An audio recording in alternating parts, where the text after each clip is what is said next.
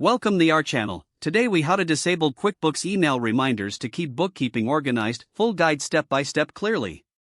To disable email reminders in QuickBooks, begin by launching your QuickBooks application. Log into your company file. Once you're on your company homepage, navigate to the top menu bar. Click on the Edit option. From the drop-down menu, select Preferences. In the Preferences window, find and click on Reminders in the left sidebar. Here, you'll see the settings for various reminder options.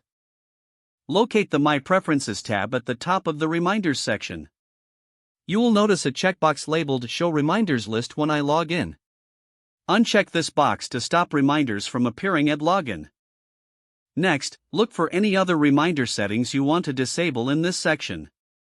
Uncheck any additional boxes as necessary to refine your reminders. Once you've made your adjustments, click OK to save the changes. You can now close the Preferences window. To ensure changes took effect, log out and log back into QuickBooks. Monitor the next startup to confirm that email reminders no longer appear. You've successfully disabled QuickBooks email reminders to keep your bookkeeping organized.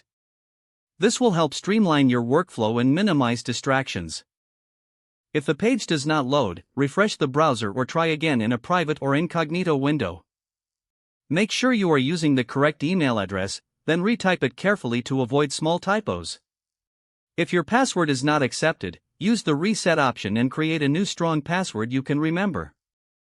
Check your spam folder for verification or security emails, then complete any requested confirmation steps. Enable two-factor authentication if available to improve account security and reduce unauthorized access risk.